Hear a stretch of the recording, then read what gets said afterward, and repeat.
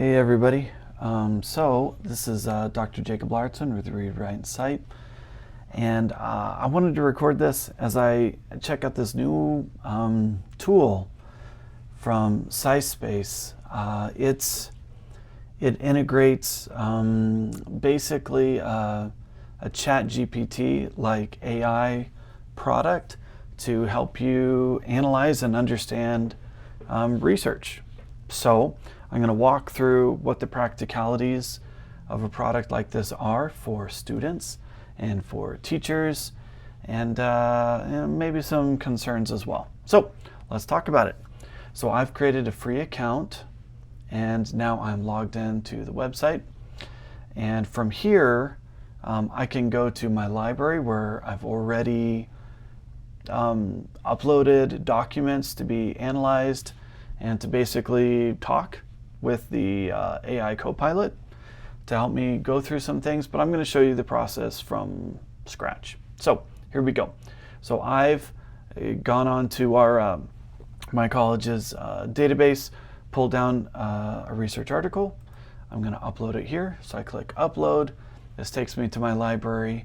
From here, I can import from Zotero, or I can just create something else. So I'm going to grab this article here called Life Beyond the Classroom. I'm going to upload it, and it's going to take some time to kind of think through it once I click on the article itself.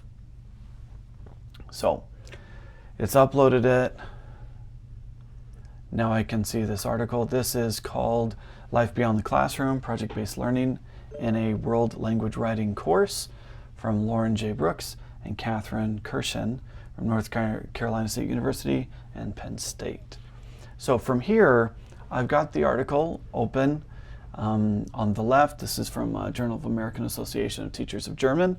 I'm not a German teacher. I just searched, what was it, best practices for teaching composition courses. That's what I searched.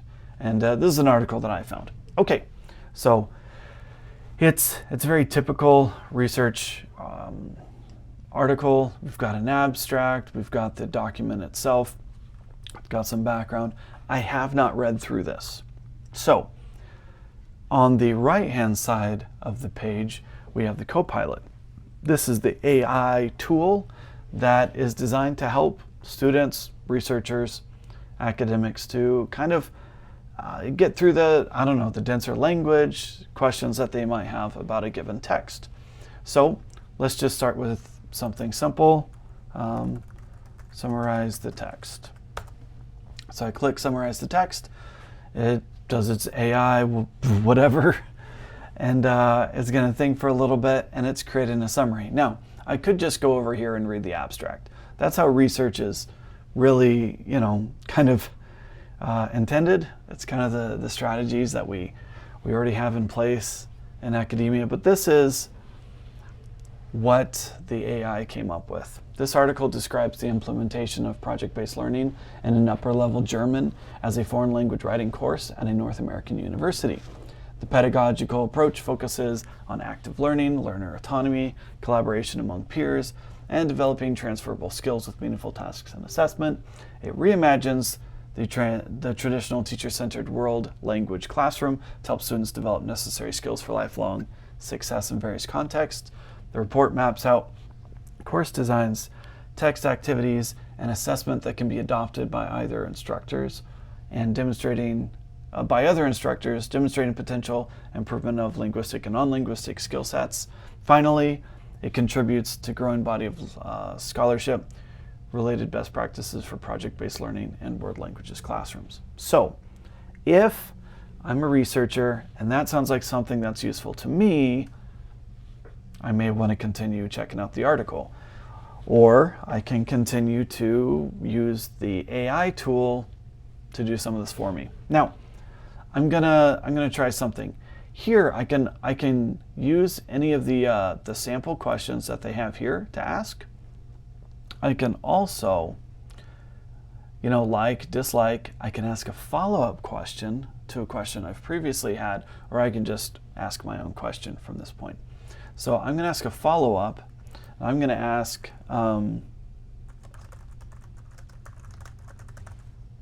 simplify this language. So I've asked their explanation to see if they can simplify it. So let's see what happens. It's thinking. You can tell that I didn't already do this. It's happening on the spot. So it's taken this language here, and it's very similar. It's the same points, but they've tried to lower the reading level on it. So that might be something that could be useful to students, researchers, whoever. Okay. If I want to continue to ask questions, I can do that, or I can click the X here. It backs out, and then I can just continue to ask questions about whatever. Let's say so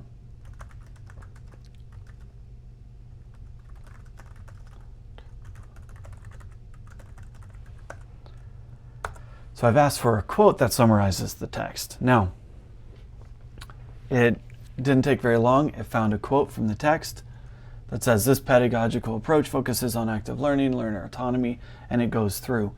If this is a quote that I think might be usable for me in writing a paper about it, that's great. It just saved me some time, especially if I assume or I feel that this does a good job. Now, it doesn't tell me where it was, so I could just search the document to try and find where they showed up in the paper, but if I like that quote, then that's something, again, it saved me some time with.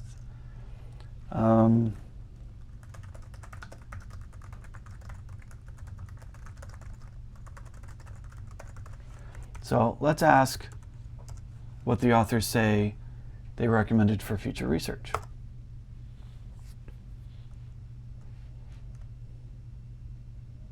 And it's thinking.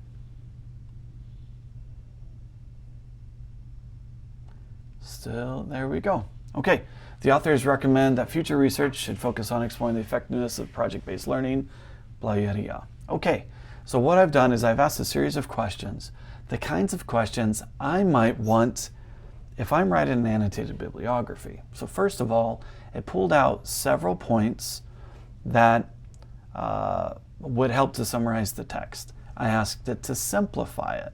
I asked for a singular quote that summarizes the content of the text, and I asked what it recommends for further research. These are the kinds of things that if I wanted to create an annotated bibliography really quickly, I could do that really quickly just by asking a series of questions just like this. So,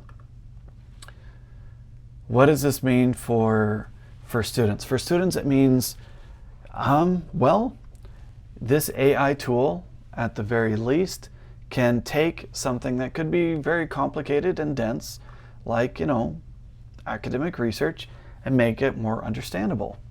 It can simplify, it can find things in the text, and it can even lower basically the reading level of something. More problematically, perhaps, is it can do all this without the student actually reading the article. See, I didn't have to read this to get all this information, and I could copy and paste this directly over, and as long as I'm citing things correctly, I can just dump this straight into an annotated bibliography. And aside from, doing the work to actually find the source in the first place, a tool like Copilot from SciSpace can do all the annotation work for me. And depending on what I do next, this could even help me get a head start on my paper, whatever I'm going to do with it. Now, I haven't checked out everything that might be possible through the site, but it's looking at one text at a time. If it could look at multiple texts, and I don't know if it can, then you could probably ask it to start synthesizing and comparing sources, and that's a very useful tool, but also something, again, teachers might be concerned about, that it's kind of doing the work for the student. And that is something I think, we need to be thinking about when it comes to something like this. But ultimately, this is definitely something that can speed up and simplify the research process. So let's just dig around in here a little bit more and see what else we can find. So that's going straight through here, Copilot. This can kind of guide you through some things. Here are popular topics. These are the most common things being used, questions being used, conferences, institutions that might be using this, and then just some references. So I don't see anything here that tells me that they can look at more than one document at a time. So I don't see any sort of synthesis happening, but honestly, if I can pull the kinds of questions very quickly that I might want to use for to create an annotated bibliography for a literature review or something like this, it can get me through the process really quickly. Now, obviously, I would recommend taking a keen eye to look at things very closely, double check the work of everything. But if it looks good, it definitely could save you a whole lot of time. Under the library, not only does it keep everything saved, but it even keeps all the questions that I've asked. So I can pull them up at any time. It's already saved in the system. I can use the breadcrumb trails here and I can jump straight back to my library at any time. I can name collections. It's very powerful in a lot of different ways. Even when I'm not inside it, the chatbot's in the corner that I can still ask questions. Ooh, what's it say about pricing?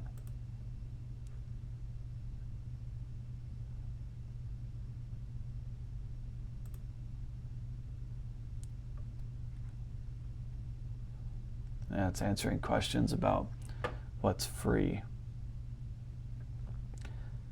Yeah.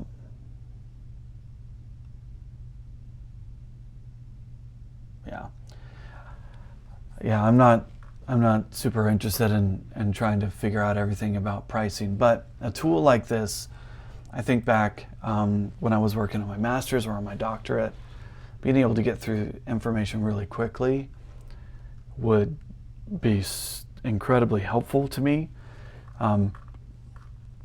Each institution might have its own thoughts and feelings about using AI and whether using text like this developed by the AI, whether or not there's a plagiarism issue there or not, since you are not writing it, but it may not be word for word what the original text is.